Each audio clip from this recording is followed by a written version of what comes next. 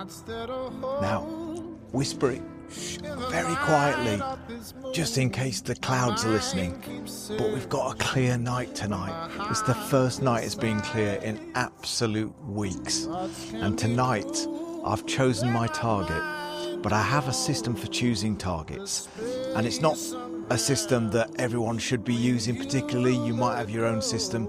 Comment below.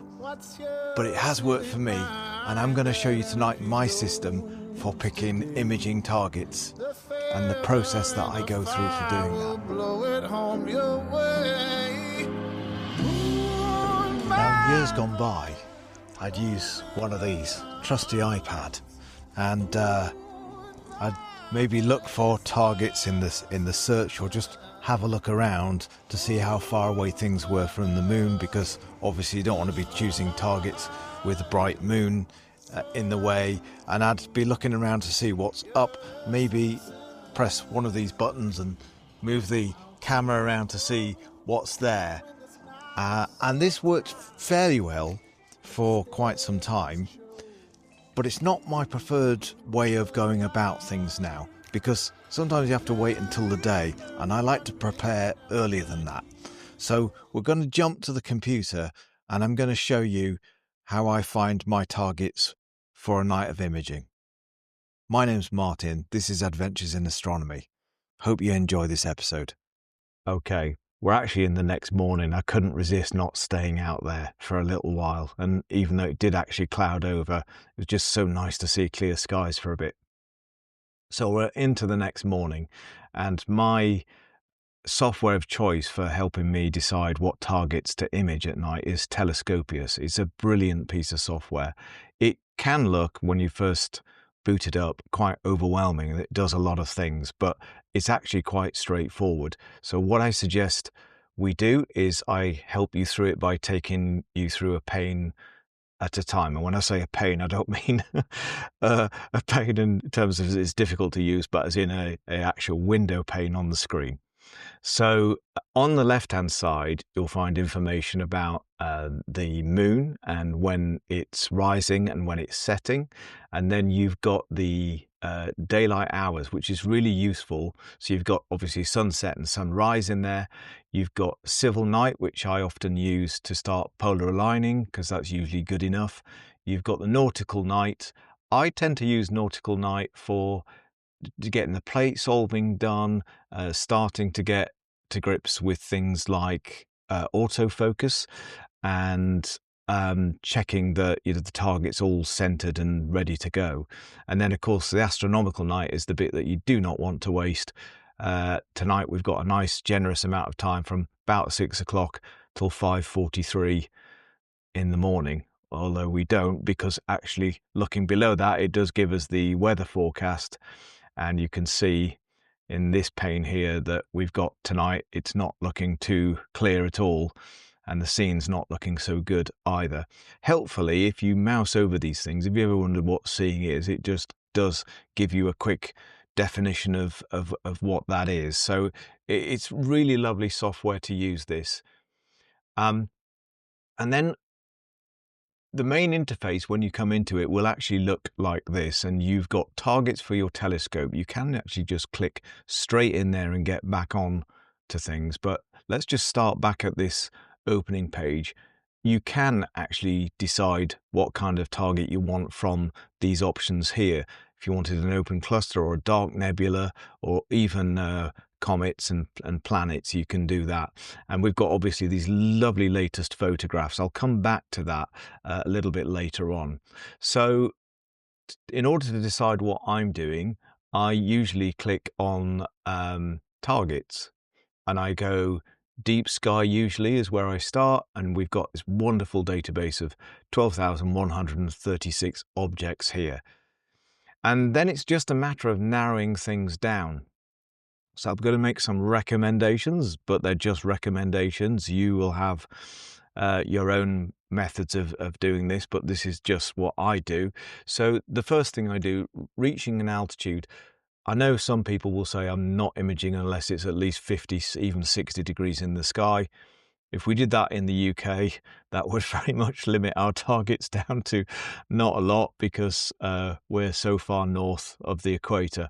So I tend to set that at 30 degrees. Sometimes if it's a target that's not up in the sky for very long, and maybe sometimes doesn't even reach much of an altitude past 30 degrees in the whole night, I will sometimes set it as low as 20 degrees. But obviously the lower you set that, the more atmosphere you're imaging through, so that's not always a good thing. So I'll often leave it on the sweet spot, 20, 25, 30. Let's leave it at 25 degrees. And we want the object to be visible for quite an amount of time. Now, if you're one of these people who sort of jump around from image to image, and you do maybe 2-3 targets in a night, then great, you might want to set this at a low number. I'm not one of those people. I actually like to do a full 6, 8, 10 hours of imaging if I can get them in. So I'm going to say I would like to see the object for, let's say, a minimum of 6 hours. And you'll see it refining the database over here every time I click one of these options.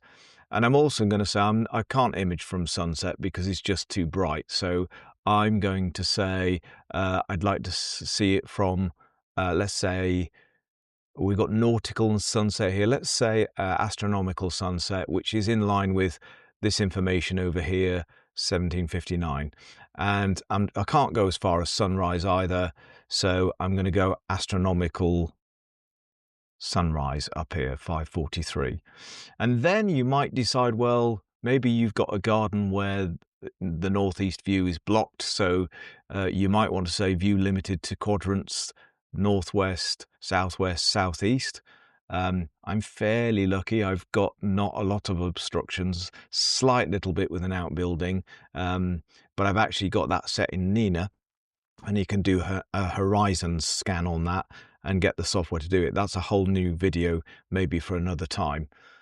And then you go into object type, and I would like, I think, to look for an emission nebula. Love emission nebulas. I think they're my favorite types of things to image. You can then carry on going down. So you can go into the catalogue and you can say, well, I actually want it from the Caldwell catalogue. Or if we scroll down here, we will see Charles Messier's famous catalogue over here. But I tend to just leave that blank, because the more you stream down on these things, the less options you'll have for imaging. You can do distance from the moon, and it depends what you're imaging and whether you're imaging with a hydrogen alpha filter or LRGB. I tend, as a rule, whatever filter I'm imaging with, to stay clear of the moon at 25, 30 degrees. So let's say 30 degrees. We want it clear of the moon, 30 degrees, 6 hours. I can even put the coordinates in here and the apparent size, the apparent magnitude. This can be useful for when you want to do just a quick image. You want a night of success. You want something nice and bright, easy to image. And if the magnitude is set to -20, you're looking at things that are very faint in the sky to image. Maybe the Squid Nebula. Is it the Squid Nebula or the Bat Nebula? Tell me in the comments whether I've got that right. But the objects like that are actually incredibly dim. So sometimes I will change this as well down, and helpfully it tells you some telescope details in terms of what kinds of things you might capture in a 508mm scope. So I'm going to actually set this. I'd like a fairly bright target, so I'm going to set that down to -10. I want a night that's going to be successful, 6 hours, get me something that I want. And so you'll see it's refined our search up here all the way up to 577 deep sky objects. And that was from, what, 12,000? So now we can start to look at our targets along here. I looked down the list of targets, and what I love about this is this very visual line that shows the night skies going into complete darkness. So at complete darkness, the elephant trunk is at an altitude of 83 degrees, nice and high.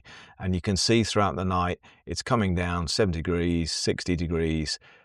And you can see as well what time it is. So I can see that it's going to hit 30 degrees at 1:07 in the morning.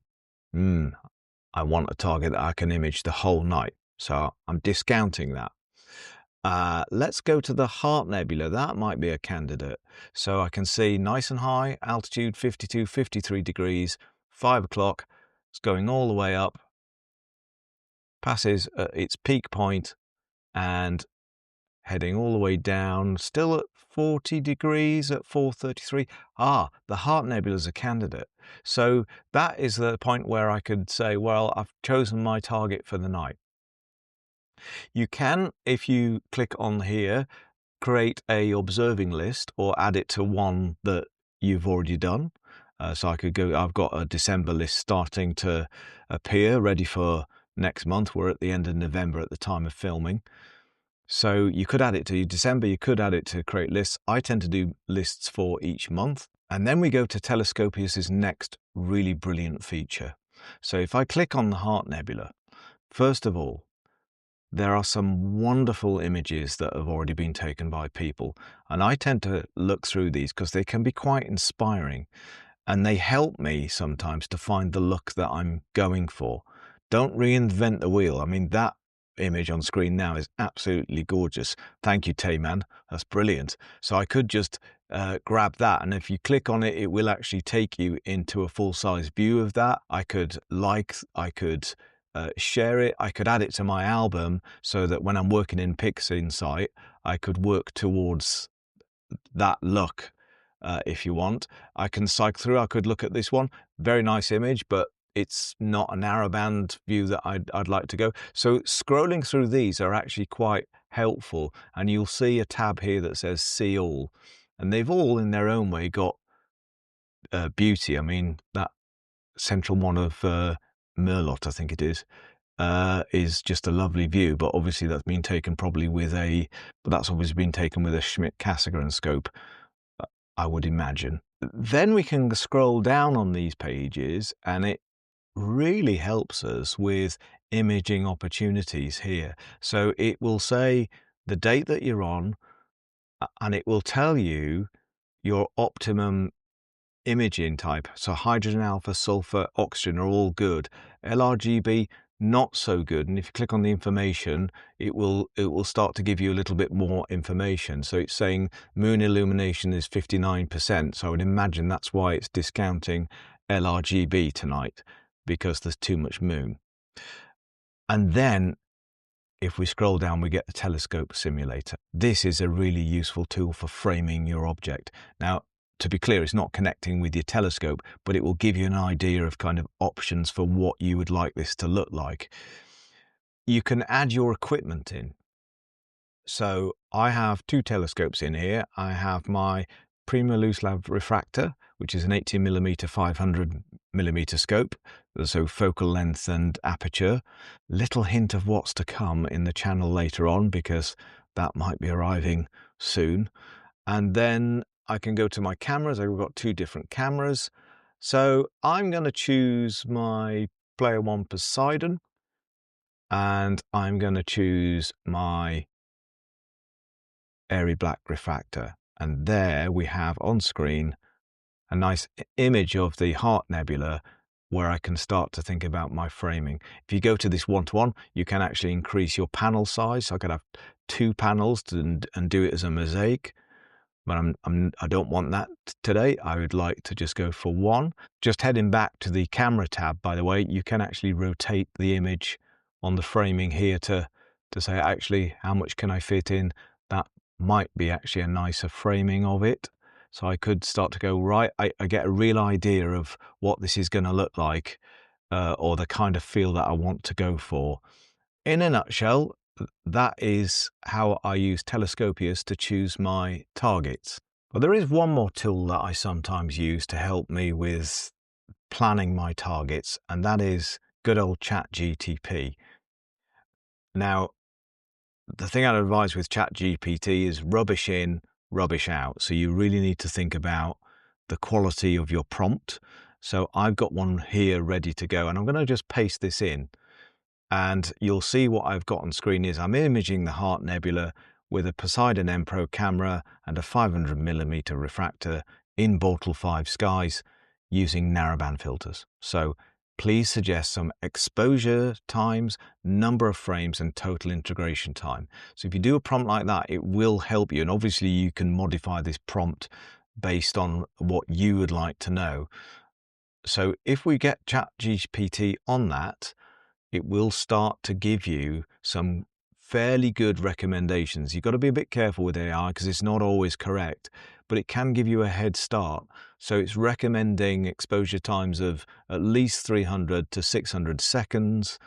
It's recommending that we do 30 to 50 subs and a total integration time of 5 to 8 hours just on the hydrogen alpha, but then it gives me different recommendations for the oxygen filter and the sulfur filter, and it helpfully ends with a summary table at the end. So I can get an understanding that 17 to 25 hours is going to get me a fairly decent image. And the additional tips are also helpful. It even gives me sometimes tips on gain settings and offsets to use. So I sometimes do use that as an additional step. Most of the time I just work it out myself because it's easy enough to do after years of experience, but sometimes it's not, and this tool can really help with that. I hope you've enjoyed today's video. My name's Martin and you've been watching Adventures in Astronomy. Clear skies and enjoy your week.